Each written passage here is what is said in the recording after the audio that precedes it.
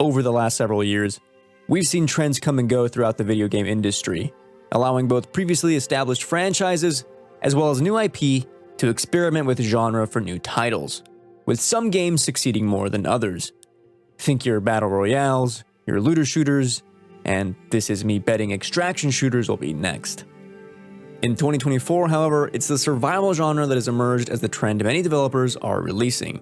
But with many survival titles now out in the market, the question becomes, which game will actually resonate with players and succeed as a long-lasting platform to play and continuously revisit for years down the line? In comes Nightingale, a co-op shared world survival crafting game set in alternate history Earth where players use magic realm cards to explore unique biomes and face increasingly challenging foes, diving deeper into the mystic world of the Fey Wilds in pursuit of reaching the fabled Nightingale City. Whew, that pitch is a mouthful, but really, it's only scratching the surface at the narrative and gameplay complexity Inflection Games and former BioWare general manager Aaron Flynn are trying to achieve with their debut title. One I think they might even achieve. Nightingale takes some serious swings at a genre we're already familiar with. Yeah, there are the typical survival game features we've come to expect from the genre, like resource gathering, crafting, base building, inventory management, vast exploration, and a complex interplay of systems. But the gameplay loop isn't necessarily trying to reinvent the wheel. Rather, it's attempting to steer the foundation toward more interesting and unique heights. After some time with the game, I can honestly say I've only just begun uncovering more of what Nightingale has to offer, with the overarching mystery of the world taking proper time to set up, as Inflection Games has lofty ambitions for their content roadmap and the story they want to tell. And while I've only caught glimpses of all the cool weapons, enemies, and biome diversity that we've seen in promo trailers, it all feels like it's just around the corner as I start to dive deeper into more challenging realms. The game itself can be somewhat grindy, as you do need to sink serious time into the survival mechanics before you can really explore what the world has to offer, but the promise of becoming the realm walker Nightingale eventually wants you to become, and all the cool sights along with it, may be worth the initial lengthy downtime. And that both excites and worries me.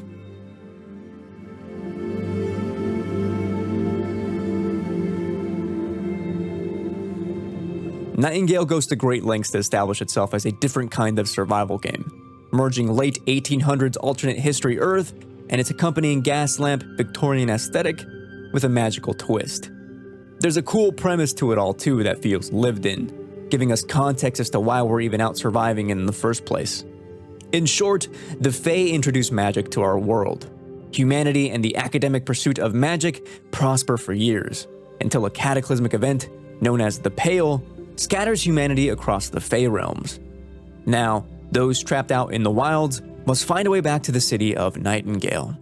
This is where you come in, as one of those stranded humans with nothing but your tweed coat and pocket kerchief to accompany you as you hunt for sticks, rocks, and berries.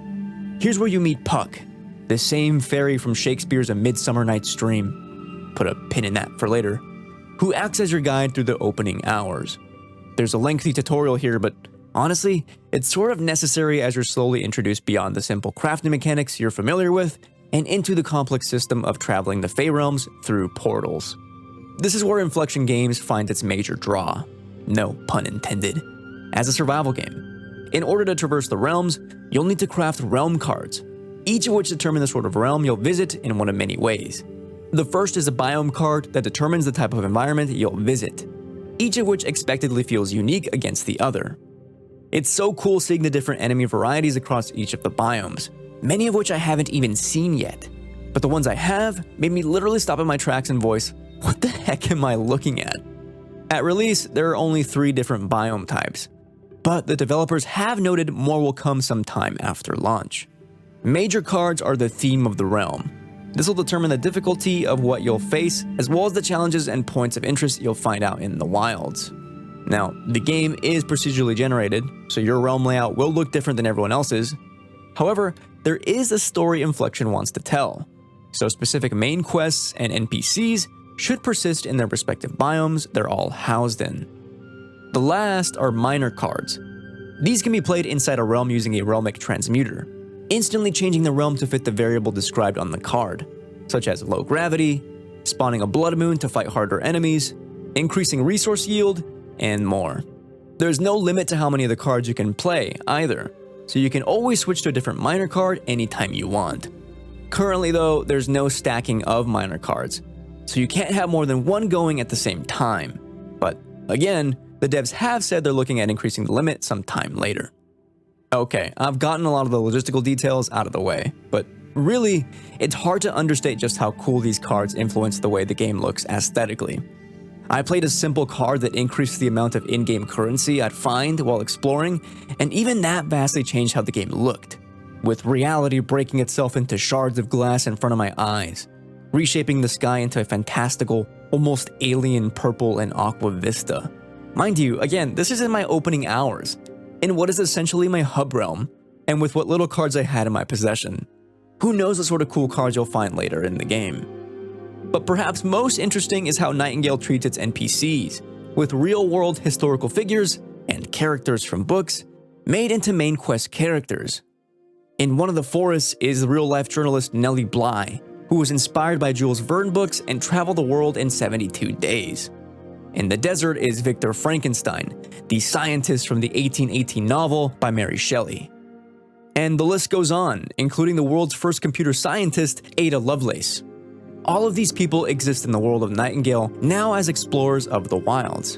And it's not only exciting to see developers take an interest in and cool approach to people from history and characters from literature, but to incorporate them as markers along the main quest.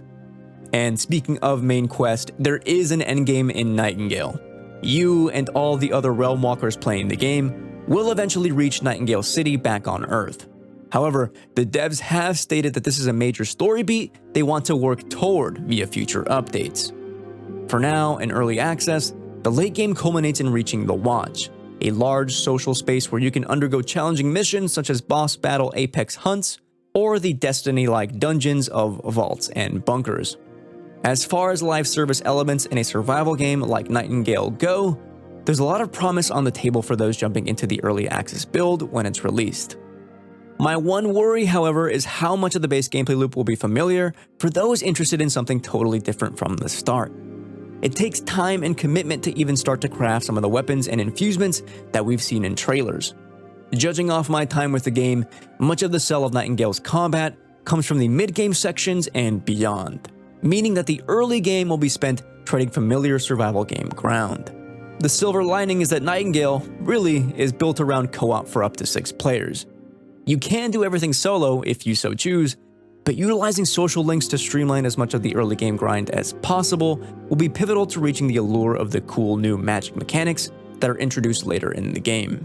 Quick grain of salt though, I should note that my preview time was spent playing the game solo, which made some of the early quests a bit tedious.